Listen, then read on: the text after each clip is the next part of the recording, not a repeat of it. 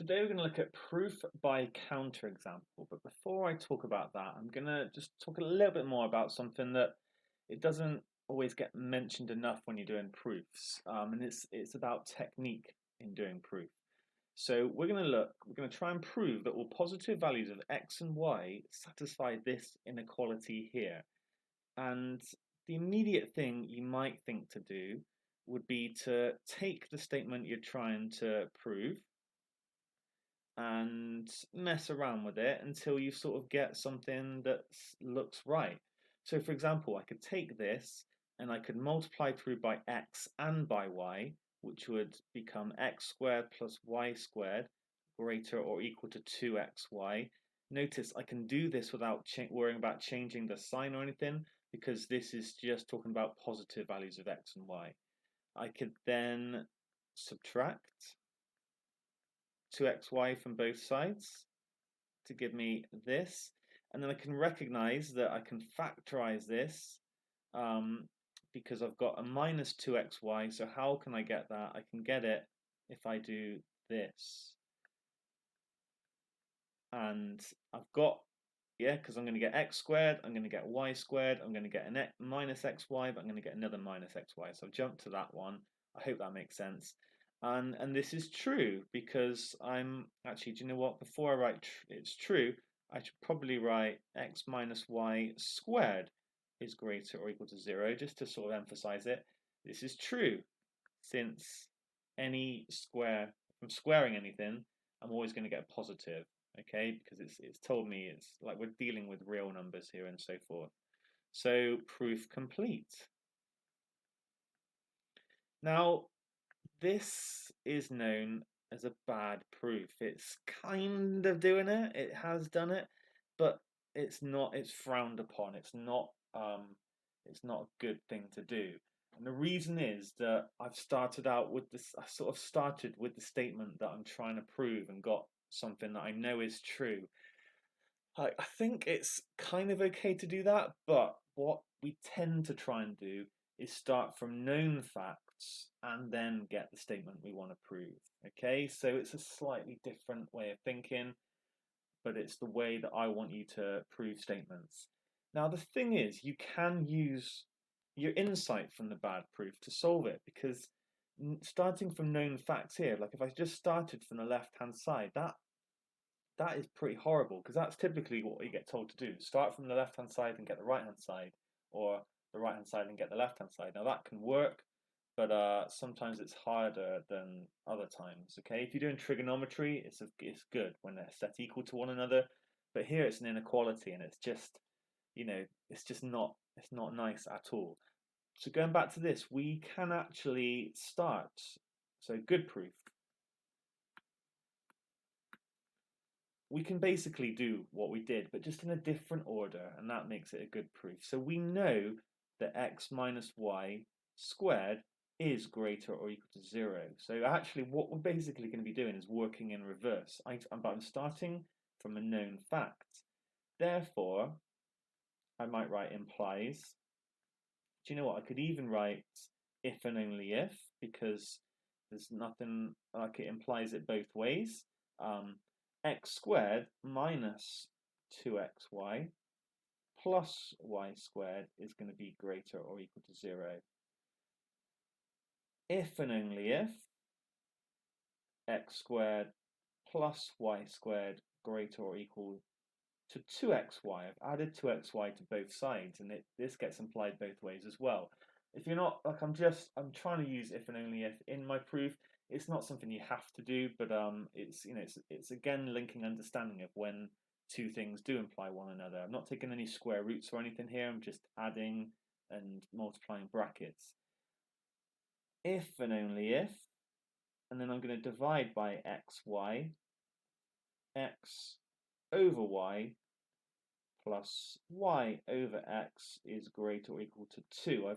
I've done my simplification as I've gone along, and that's my proof complete. That's what I needed to show.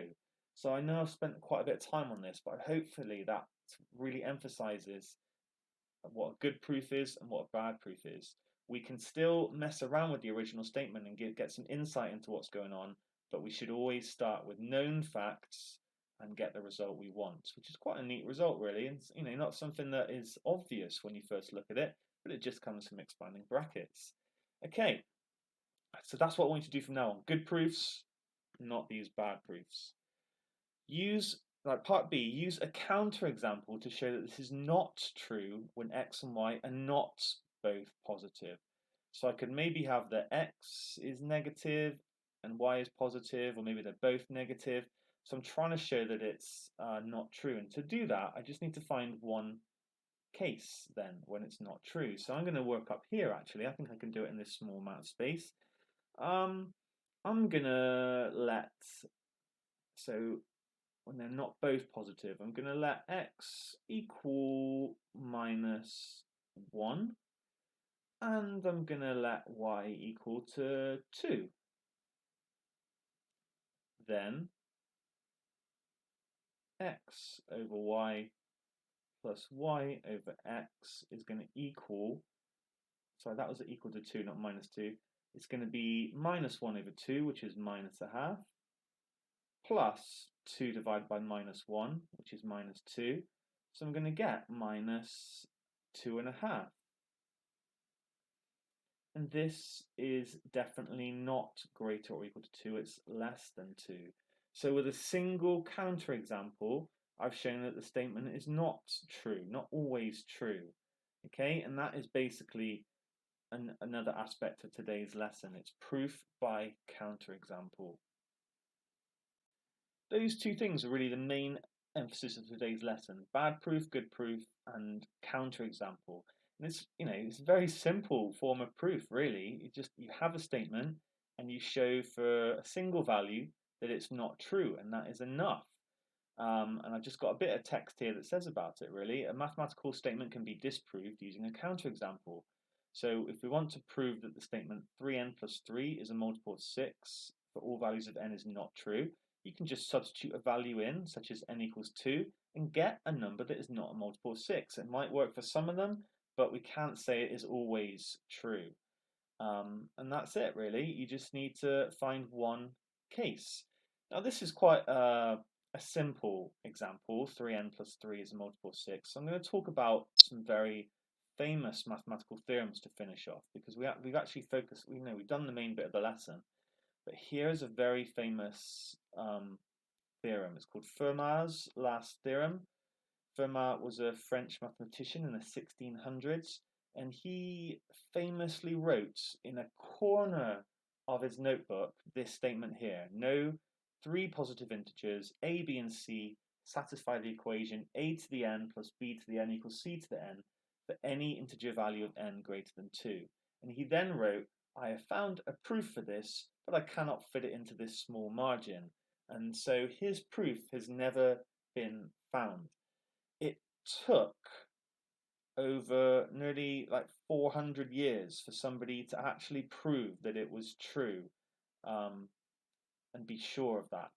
And that's quite amazing, the fact that Fermat says he found a proof 400 years ago, and somebody then, it took them 400 years to find a proof. And the person, Andrew Wiles, who found the proof, that he used maths that had not even been invented in the 1600s. So doubt is placed on whether Fermat actually did prove it. Lots of people tried to disprove it, to seek a counterexample to this. If you could find numbers that worked, and some of them nearly work, then that would be enough. But nobody ever did. People managed to show that it was true for n equals 3. So a cubed plus b cubed equals c cubed has no solutions. I don't know if Fermat found this or if other people did, but they quickly did it. And then people worked their way up, but it was actually for any n. That's the hardest bit that Wiles managed to prove. So, just one other aside, when n is 2, we actually get Pythagoras' theorem. So that has lots of possible solutions. For example, 3 squared plus 4 squared equals 5 squared, and these are known as Pythagorean triples. But there are no triples as such for when you use cubed or to the power 4 and so on. So quite an interesting one. And I know, so this was not proven by counterexample, it actually was a proven statement. It wasn't disproven by counterexample, but I want to talk about one more that is linked to this, okay? And this is Euler's sum of powers conjecture. So around this, a bit later than Fermat, I think Euler tried to prove Fermat's last theorem. Euler, by the way, is one of the greatest mathematicians ever. Didn't manage to prove it, worked on it. I think he proved some cases. He then came up with a statement that's related to Fermat's last theorem. He said the following. He said, it's impossible for two positive cubes to sum to a cube, i.e. this has no solution. Actually, this is equivalent to Fermat's last theorem when n is 3. But he went on to say, it's impossible for three positive fourth powers to sum to a fourth power. Yeah, so he's now looking at adding more than just 2. So this equation here has no solutions. We're talking about them being positive. We can't set a1 equal to 0 and a2 equal to 0 and so on. I think all these have to be, yeah, they have to be, and C and has to be a different number. We can't just say, okay, anyway. He then, yeah, he went on to, he carried on basically. And this statement overall can be written as following. I didn't want to jump straight to this because it gets quite technical. He's saying that if we have a1 to the power k plus a2 to the power k plus dot dot dot plus an to the power k equals c to the k, it must be that n is greater or equal to k. This is sort of basically saying if I want to add fifth powers together to get a fifth power, I'm going to need at least 5. If I want to add cubes together to get another cube number, I'm going to need at least 3 and so on. Okay, so that is basically what it's saying. This is a sort of more, slightly more advanced statement than what I'm saying here, because I'm also sort of saying it's impossible for two positive fourth powers to sum to a fourth power. I don't say it here, but it is implied in this statement. Now, people tried to prove this. Actually, I think it's probably would have, like, from the outset been even harder than Fermat's last theorem, but it doesn't really matter because despite being conjectured by Euler in 1769, Landor and Parkin, I should have given him a capital letter, sorry, they actually managed to disprove it in 1966, and they did so by one single counterexample, and that was enough to show that the conjecture is not true. You don't have to do any more than that. And what they did is they wrote a very famous paper just as follows. So they wrote this paper and submitted it to a mathematical journal. They used a computer and they managed to show that you can add 4 fifth powers to get a fifth power. And that is enough. That shows that Euler's statement is not true. And since then, some people have found other examples, and it also fails for k equal to 4. We can add 3 fourth powers to get a fourth power. There are other examples of this, and actually a mathematician showed that there are an infinite number of solutions to this, in fact. But as far as I'm aware, as I'm writing this, people still don't know if it's true for k greater or equal to 6. I don't think people are spending much time on this because, you know what, if it fails for 4